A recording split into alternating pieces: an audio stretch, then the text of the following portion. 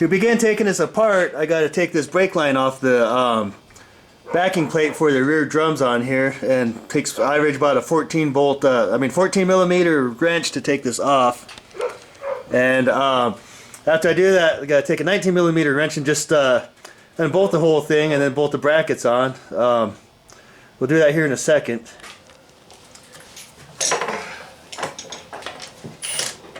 The only thing I don't like about this, it didn't come with any instructions, so this ain't really for a novice mechanic at all. This is more for somebody that knows what they're doing. So Lugnut 4x4 guys should come with some clear instructions when they send these kits out to people. Whoops, wrong direction. Here's one. God, this makes it so much easier. Right.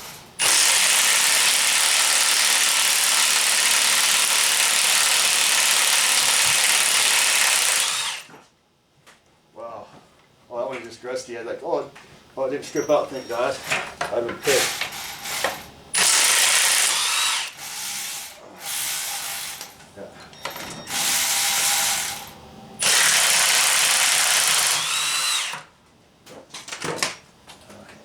Just like that. More stuff for the scrapyard.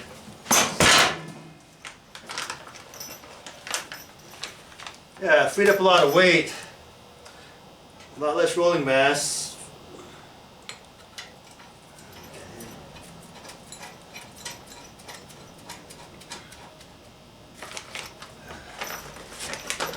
Yeah, so these kits do come in separate packages. They already warned that. And then they got a helpline. You can call them and ask them for what you need. So.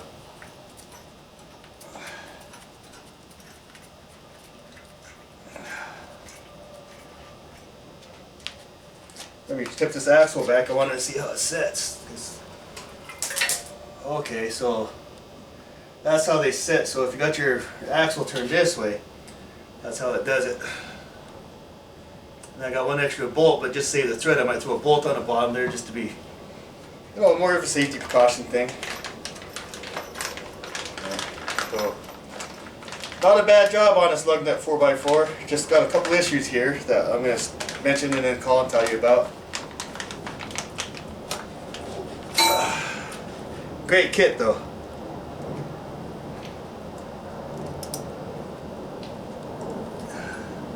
Oh, there it is.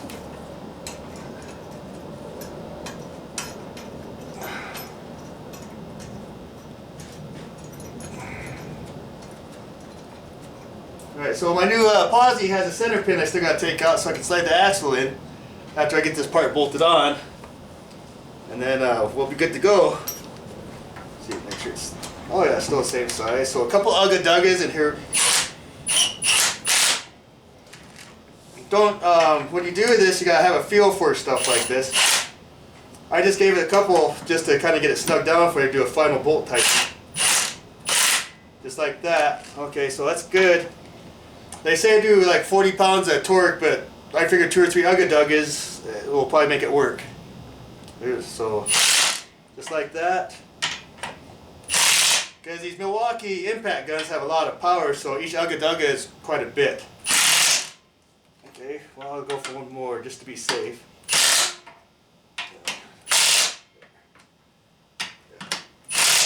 There, alright. Well, as I mentioned earlier, it has an extra bolt on the bottom because it only uses 3 bolts on the axle thing, but just to be a cautious thing, you know, in case you might need it for something later on, I'm going to throw a bolt down here just to get her to work. Well, maybe. Yeah. I should edit the shit out of this, but I just want to show everybody that everything will go as smoothly as you plan. Whoops. Uh-oh. Yeah, that just keep the threads nice on. Here's all I'm doing.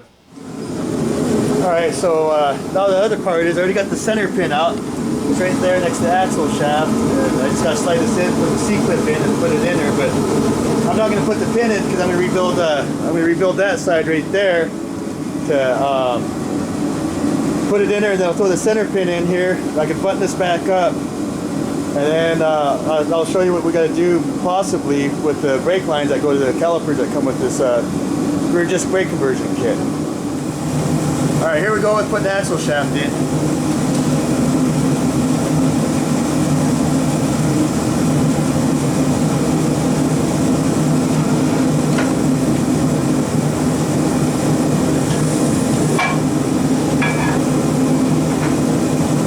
Just like that. So now I got to put a C-clip in, slide it more forward. And you take one of these and you put them in there. Yeah, well, I got pretty warm here quick, didn't it? So I just take this in, put it in there, and then slide the axle shaft back, set the C-clip in.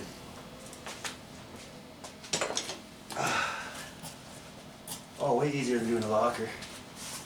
Look at this, Tyler. Right. Hopefully I don't drop it in here.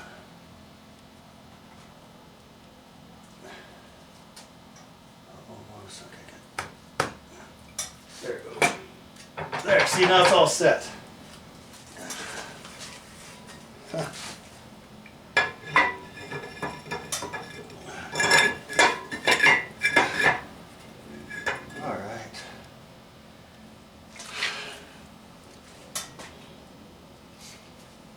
Got a couple wrenches. Just for this purpose, I got a couple old lug nuts to kind of bolt this in place so I get the caliper bolted on.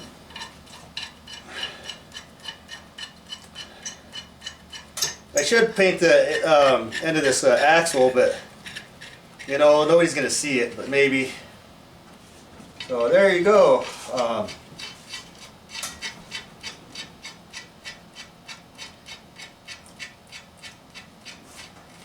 So let's see how the caliper fits on here. Where did I put that fucker at? Oh, it's right here.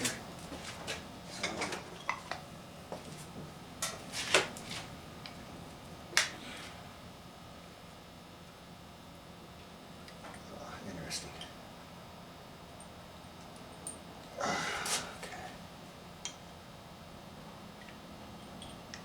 Oh shit. Okay, I found it. Didn't drop out too far. Kind of a crazy setup, but I think these just kind of go on like so. Yeah, there you go. And then you just slide your bolts through the holes here. Oh, just like so. Uh-oh. Nope, it's still on there. Wait a second here.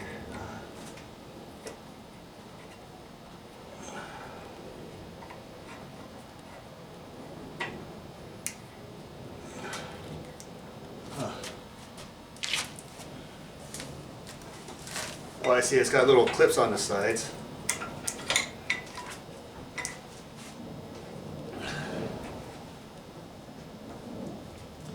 Alright, so that's pretty much how it goes on there.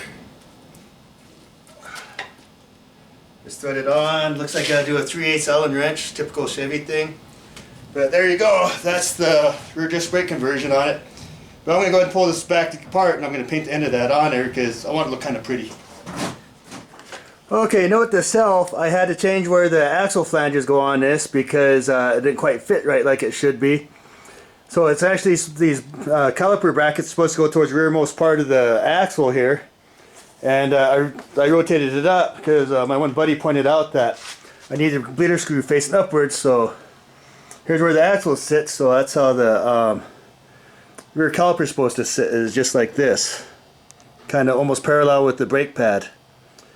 And that's how it's supposed to work. So there you have it. You know, needs more clear instructions how to do this, but just learning as I go on here and show you guys what the mistakes are, and maybe they'll improve on their plans when they send you stuff with things like this. But aftermarket stuff doesn't always go so smoothly. So I got the center pin back in here, axle shaft done on both sides. And only advice I give you on this is do a little bit of mock-up before you start throwing it back together. Because as you saw earlier, I had the brackets mounted a little wrong on this. And they got little adjusters on them, but for various calipers, but I don't know what kind they gave me. But they work, and pretty much how it is. So you just got basically, like I said, a C-clip axle. You just got to take that pin out and take this one off, and slide the axle shafts out, take all the brackets off as you saw, and then bolt these new ones on. And now I'm ready to put the disc brakes on and check for fitment and everything and see how it goes. Okay, I got the calipers on there. You got to take a 3/8" wrench and put them on there. Looks like they fit pretty good. Might do something about the brake line right there, but you know, never done one of these conversions before, so just kind of learning as I go here, and that's about all I got. But we'll tighten this on and show you how it kind of tightens down, and go from there.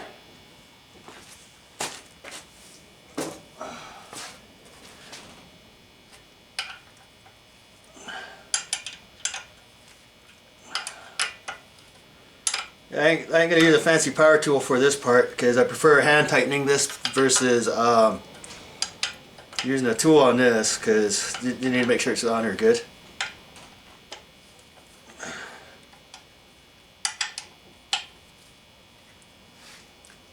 Give her a little snug like that. Good to go. Same thing with this one. It said I'm not going to do both sides, just showing you one side because it's the same thing on either end of whatever side you pick to start on. And this is how you bolt on a rear disc brake kit. Fairly simple. But yeah, I'm glad I caught on that mistake of putting the brackets in the wrong spot because they're adjustable. There. Give her one more little snug.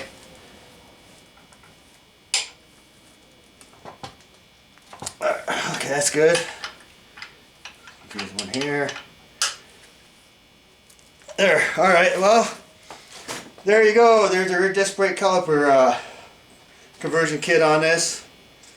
Oh yeah, one other thing is I got to buy some shorter brake lines because these don't quite run where you need them. So it'll run like that along the axle there. Let me turn this for you and show you.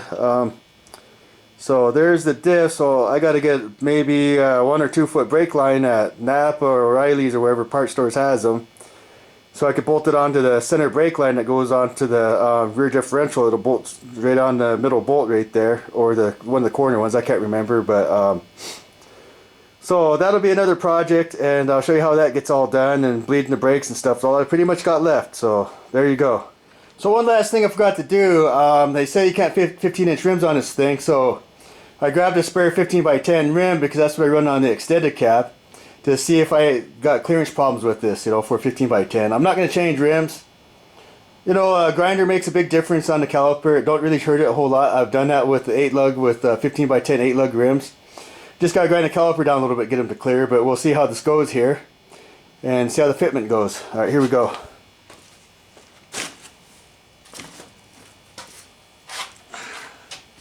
Hopefully I got enough backspace for this. Nope. So I got a grind right here. Alright, so I had a little bit of a snafu on here. I thought the rotors were warped. And I talked to Sean of Lugnut 4x4, and I thought he meant to grind off right in here a little bit to get the seat flat, but no. He's talking about right out here, and he told me my kit should have came with instructions, which it didn't. So I gotta grind this down a little bit, get the rotor's seat flat, you know, so a little more time and effort is all it takes, you know, to do this. Alright, so I ground around the edge of that, and I'll watch it. It'll roll nice and straight, see? So that's all it takes, just a little bit of modification, you know. I'm just learning as I'm going with doing this kind of stuff.